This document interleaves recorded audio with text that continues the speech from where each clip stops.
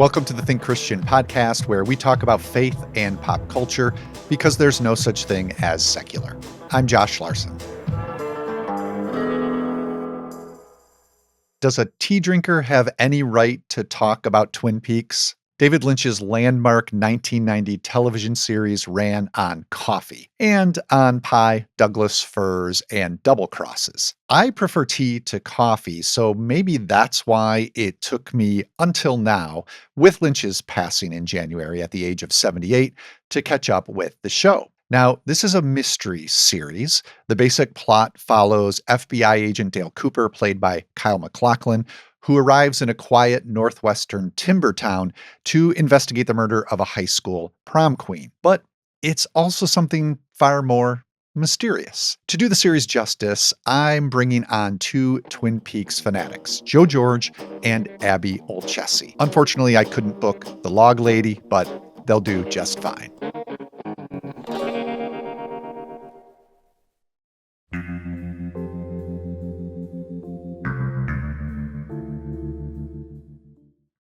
That Angelo Badalamenti theme music for Twin Peaks, the swooning, seductive music, it's just one of the reasons the 1990 series has registered so strongly in the pop culture consciousness ever since its release. Joe George and Abby Olcese are here to talk all things Twin Peaks. Hearing that music, you two, does it prime you both for, an episode to start and some weirdness to begin? Oh, yeah. Absolutely. Yeah. Kind of puts you in the mood. That's exactly right. If you're watching it on streaming and that little skip intro comes on, never press that. You sit to you watch that bird, you watch those saws each and every time. So that's interesting because there's a little bit of a debate in our house about this. We've been powering through the series because, as you know, this is a first-time watch, my wife and I, Debbie, and I'm like you, Joe. I feel like even if we're going to watch, say, 3 episodes in a night, I need to reset and just immerse myself in the music. And she's like, can we skip it, please? They're going to play it for the next 50 minutes straight anyway, which is a fair point. The music does recur quite a lot. Oh, yes. Which of course I love as well. We've agreed where we'll watch the opening for the first episode and then skip it for the others. Abby, you look appalled. You look appalled at this. Yeah, I don't know. I really feel like to have the full Twin Peaks experience, like it's not legit unless that song is just like embedded in your DNA by the end of it. I agree. Mm-hmm. You have like a Pavlovian response, like you just went in like the first note and you're just like, yep. Yeah, you go around like humming it the rest of the night. I take the dog out and I call her name according to that tune. It really gets a little weird.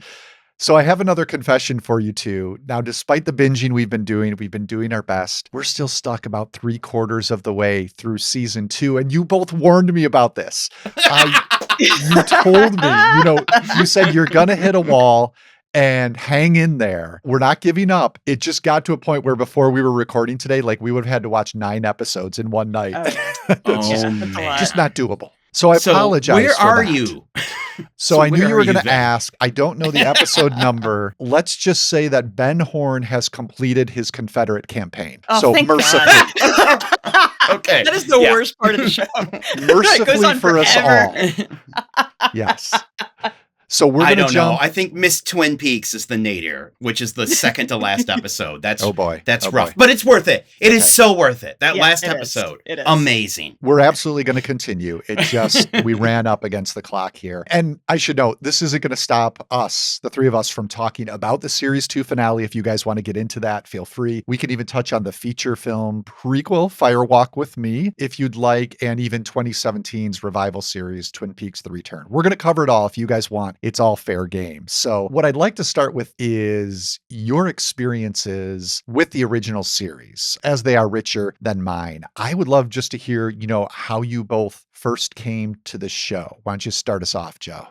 My first exposure to Twin Peaks, this is embarrassing because I was a little too young to have watched it when it first aired, was via an episode of Darkwing Duck, which was a Disney cartoon about a superhero where they did a Twin Peaks episode where Launchpad kept saying the cows are not what they seem. And That kind of stuck in my head. And then I found out it was this weird kind of scary show. That was my exposure to Twin Peaks until sometime around 2004, 2005, I heard Lynch on NPR. And I kind of had that experience that a lot of people have the first time you hear him talk, where you're like, that is a nice sounding weirdo who's saying happy things. That does not jibe at all with my idea of the stuff that he puts on screen. And so that got me to leap in, and through methods that may not be entirely legal because of the history of putting that out, I procured the pilot.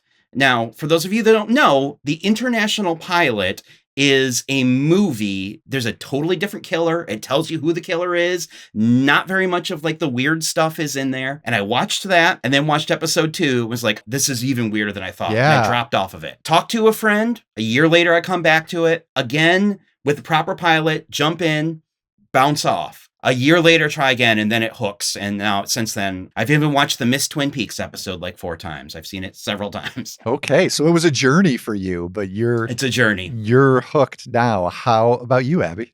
Honestly, it was a journey for me too, Joe. It makes me feel good to hear you say that you bounced off it the first couple of times, because I did too. I tried watching it in college, I think twice, maybe, like at the beginning and the tail end. Yeah, I got through like the first 2 episodes maybe, and just it didn't hit.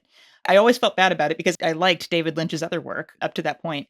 I had a friend who was so obsessed with Twin Peaks that he had a mix of all of the Dale Cooper recordings to Diane. And so we just get in the car, and no matter where we were going, it was just like Diane, like date and note, and which I always thought was really funny. And so it wasn't actually until the pandemic that I sat down and watched it the whole way through. Fortunately, I had a lot of other friends who had watched the series all the way through multiple times who I could text about stuff when things got bad in season 2. Like I knew they were going to get rough. I didn't know they were going to get that rough. And and all my friends were just like, no, stick with it. It's great. Stick with it. And lo and behold, they were right.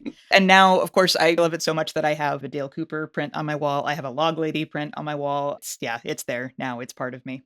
All right. So maybe I'll get to that point of obsession that the two of you have arrived at. Right now, it is very much fascination and appreciation, confusion why it took me this long. I really can't explain it, except just the, committing to movies first. It always felt so formidable to take on Twin Peaks as a project, but I'm so glad I did. And the only thing I can compare it to, because I missed out that first go round and never caught up with it, is I didn't really partake in a lot of the criticism of it or dialogue about it or debate. So I only knew it kind of from reputation and references like the one you mentioned, Joe. So many pop cultural references to Twin Peaks.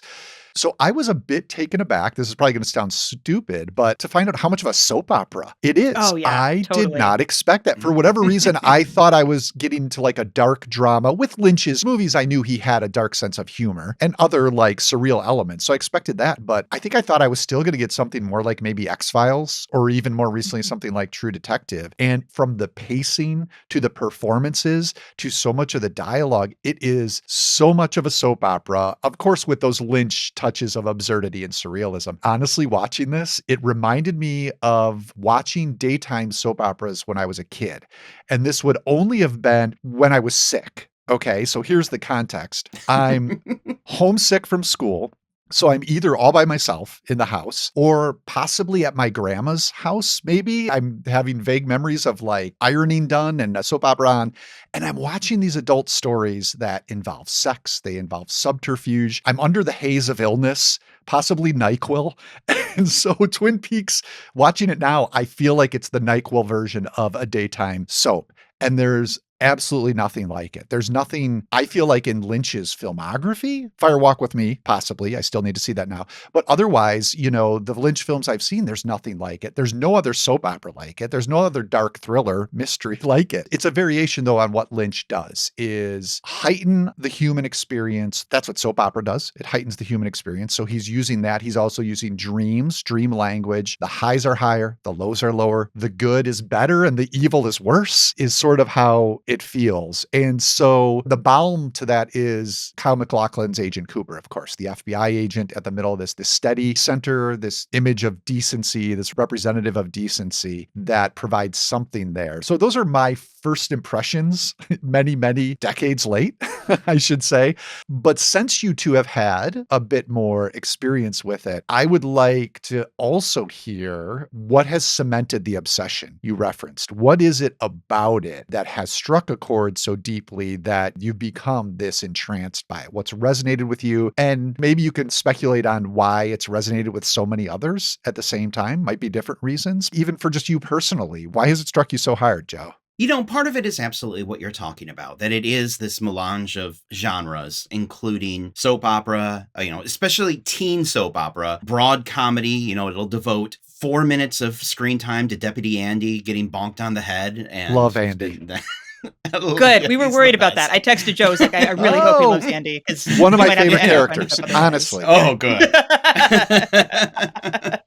Yeah, it's that. And it's legitimate horror. Some of the scariest stuff. That scene where Bob is crawling over the couch and heading toward the camera. I've watched that episode 15 times, and every time I'm like, okay, it's going to cut now. We're going to cut now. He's going to stop moving towards me. And it's really intense. And a pet peeve of mine with people talking about Lynch, one is that people approach him like a mystery that needs to be solved. And I think that is part of the enduring appeal of Twin Peaks, is that it's not really about who killed Laura Palmer. Bobby tells us right off that it was us that killed her, like in the 3rd episode. And that's truly the only answer that matters. And then the second thing, you read those old Roger Ebert reviews where he's so glib and snide, and I think that's wrong. Lynch is 100% sincere, and he's sincere about the soap opera, the broad comedy, the horror, the drama, the family interactions, all of that stuff. And so I keep going back to it, finding new richness, not in there's a lore drop here and now I understand what the owls mean,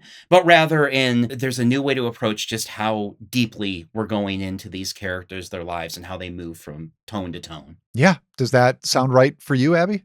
Oh yeah, absolutely. Yeah, it's all about the characters for me. I think I remember texting my friend Dan, the one with the Dale Cooper CD, as I was getting toward the end of my first watch through, and I was like, I feel like I'm saying goodbye to my friends, and I don't like that. It's just, yeah, you develop these relationships with these characters, and I think the pilot does a really good job of making you care about these folks like right off the bat. The way that they react to the news of Laura's death, when you see her parents reacting to it, and it's just absolutely shattering when you get Andy for the first time and he's like, tell the sheriff I didn't cry, and you just want to hug him. All of that stuff. I mean, yes, there are kind of stereotypically like goofy characters, like Jerry Horn is like maybe the most stereotypically Twin Peaks character in the entire series. Just like showing up with his brie sandwiches and his like smoked cheese pig and like just getting really into it. So like, yes, there's the weird quirky stuff, but for me also there's just like this really deep empathy for all of these characters, which I think is true of most of Lynch's work. Like, no matter how weird it gets, you always care about the people involved. And if you think all of these people are being ridiculous, then we have Albert Rosenfield, who just shows up and says, hey, there is something deeply wrong with all of you. Cut the crap and get back to work. Which is why he's maybe my favorite character in like the entire medium of television, because like if there is a character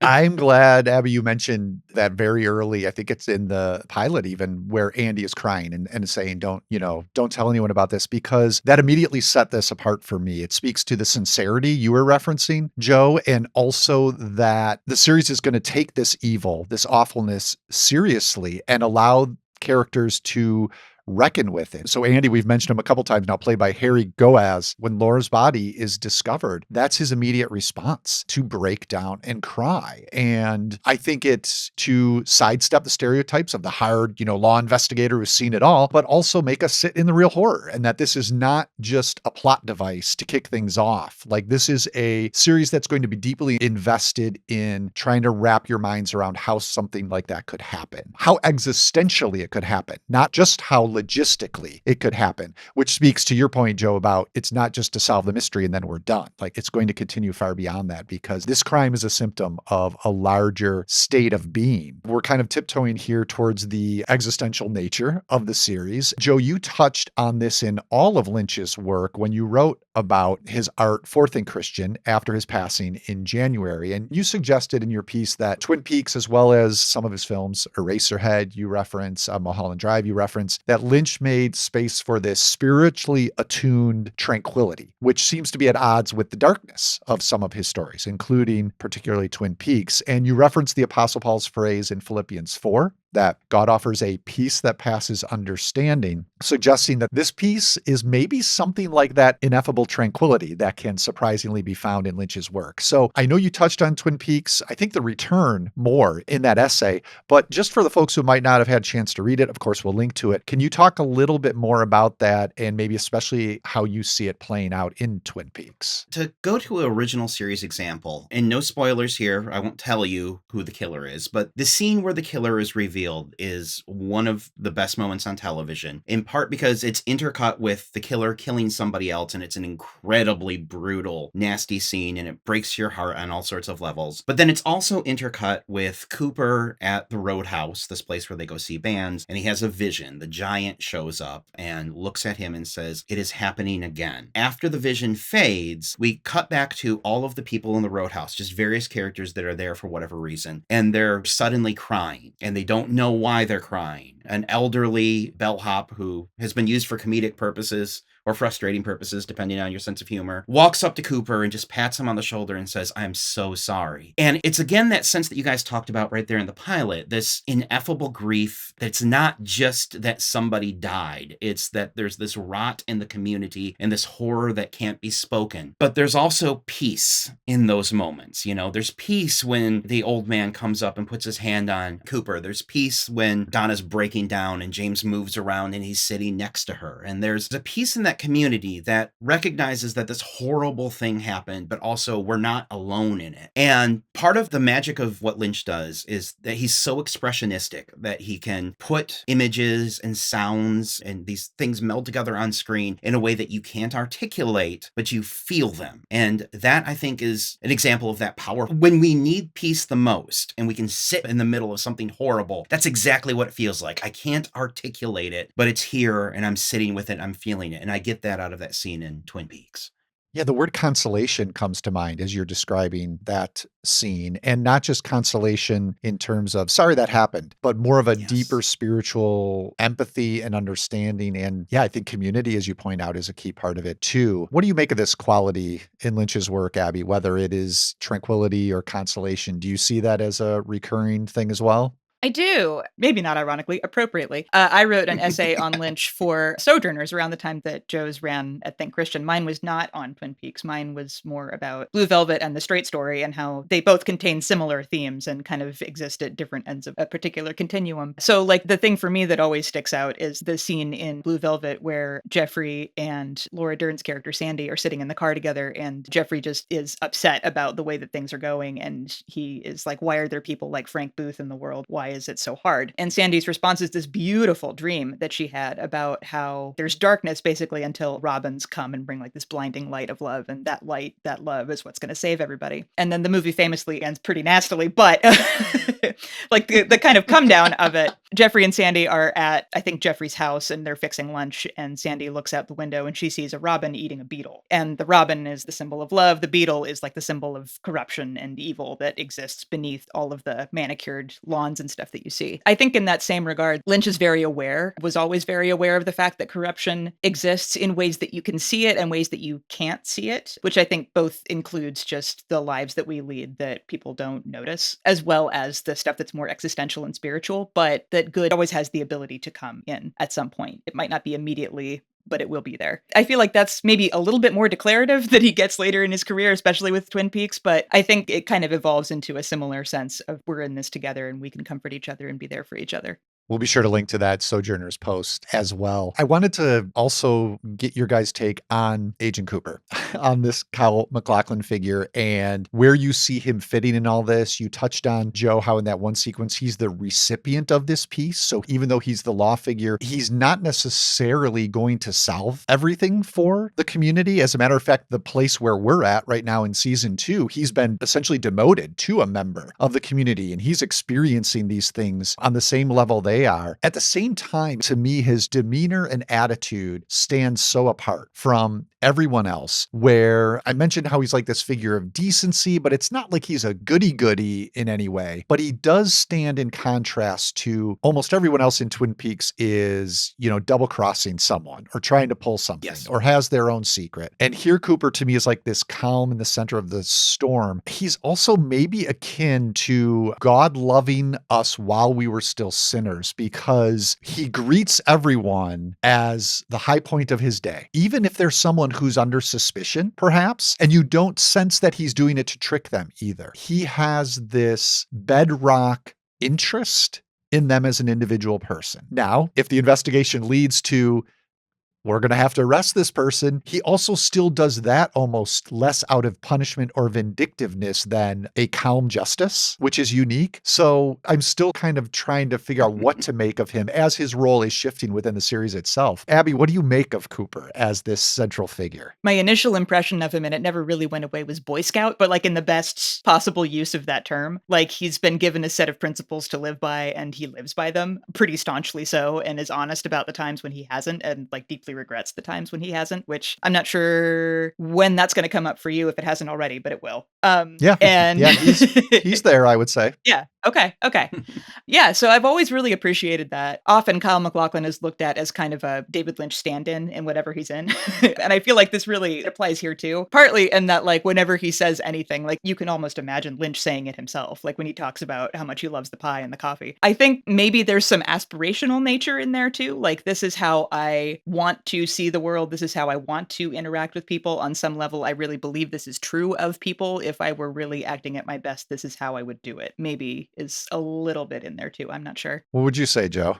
Oh, I totally agree with that. We haven't said the name Mark Frost here, but we need to throw that out as well, that he co-created Twin Peaks and was just as instrumental in it being what it is. But Lynch and Frost never intended to have the murder solved. They just wanted to have that kind of go on. And so I think there's something to what you're talking about, that Cooper isn't there really within the larger function of the show to solve the mystery. He's not there to be the law. The very first thing I ever wrote for TC was a post on The Return, and I still feel the same way about Cooper that I've talked about there, that he represents all of those little things, the thumbs up, the pie, the coffee, all the way you're talking about greeting people. That's deeply sincere, and it matters on a larger spiritual scale. That in the face of unspeakable deep evil that manifests in this town, those little acts of kindness and joy are not overwhelmed by it. That's the Robin from Blue Velvet there. That's the sound of the music in Club Silencio. That's the thing that keeps coming back in Lynch's work. And so I feel like at first you're just charmed by how cheesy he is or how quirky he is, And I don't think it works like that. I think it's deeply sincere and has larger resonances to help us make sense of the horrible evil that we also see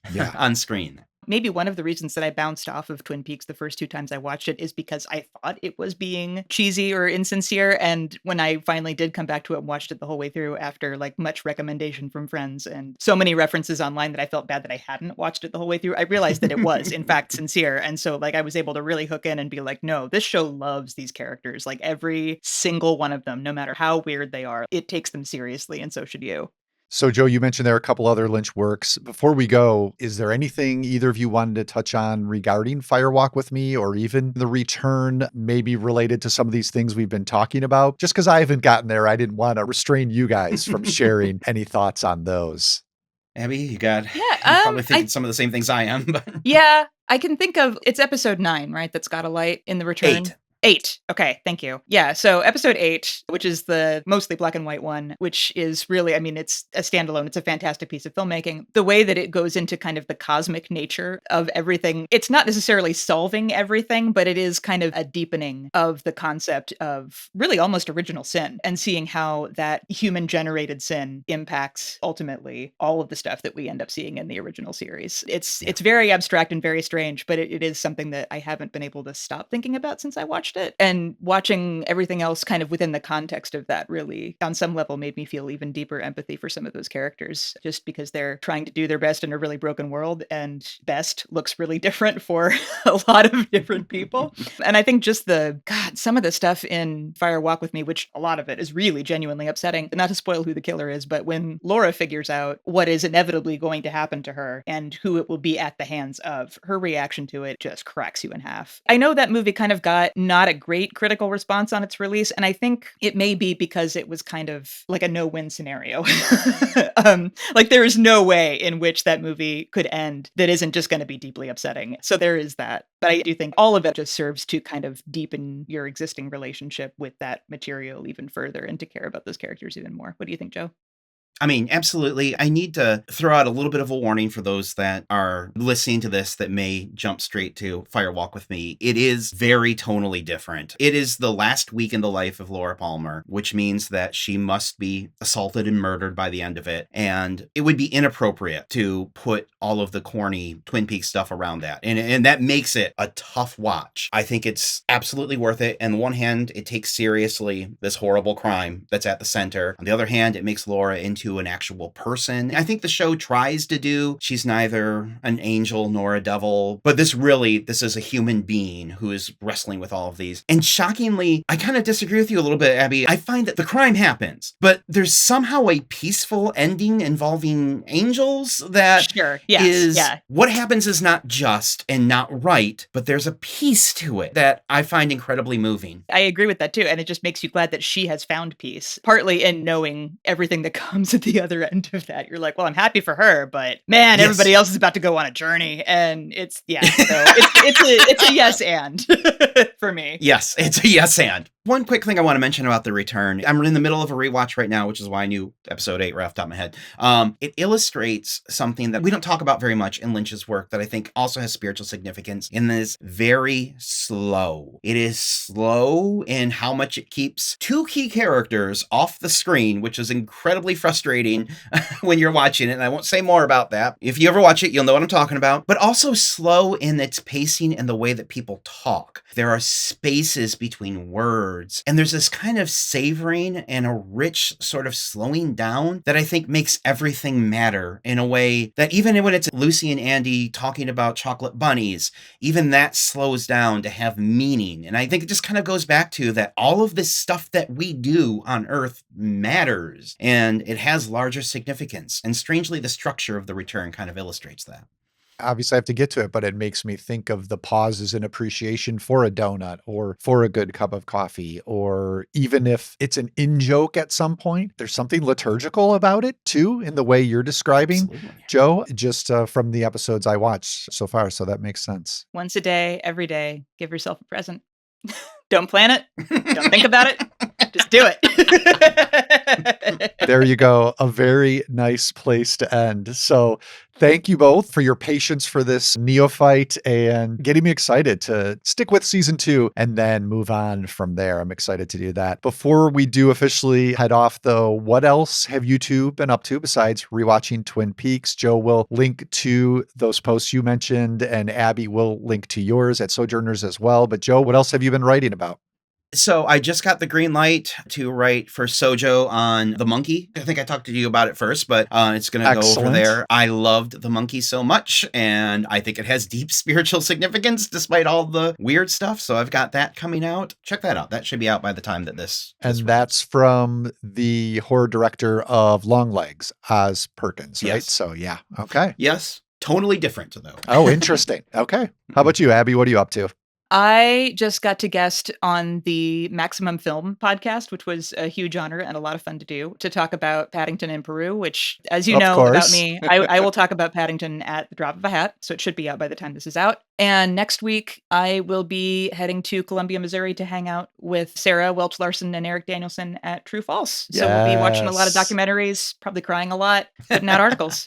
Your annual attempt to make me feel so jealous. I'm glad to see, as jealous as I am, I'm glad to see that that's happening again. So have a good time there. Thanks again to you both. And I'll circle back to you off air, maybe when I do finish season 2. I can't wait. It'll be great. All right. Take care, you guys. Time for me to cue up the Twin Peaks theme and jump back into season 2. Maybe I'll share my thoughts on those final episodes and the finale on social. You can find me as Larson on Film, mostly on Instagram and Blue Sky. As for the TC podcast, you can connect with us on Instagram as well. Just look for Think Christian and you'll find clips from our podcast episodes. You'll also find posts and videos drawn from our articles over at thinkchristian.net. If you don't want to miss out on any of those articles, you can sign up to receive our emails. Do that at thinkchristian.net/subscribe. One more thing before I go. If you have a few kind words to say about the podcast, please leave us a review on Apple Podcasts. A star rating is great, but if you're able to share a few words, those full reviews really do help us reach new listeners. For those of you who are watching on YouTube, if you could subscribe, that would be great, or at least give us a like and maybe even leave a comment on this episode. Thanks in advance for doing all of that. The TC Podcast is a listener and donor-supported production of Reframe Ministries, a family of programs designed to help you see your whole life reframed by God's gospel story. Visit reframeministries.org for more information. Our audio engineer and post-production supervisor is John Reeder. I'm Josh Larson. Thanks so much for listening. We'll be back in a couple of weeks to consider how another corner of our pop culture fandom connects with our faith.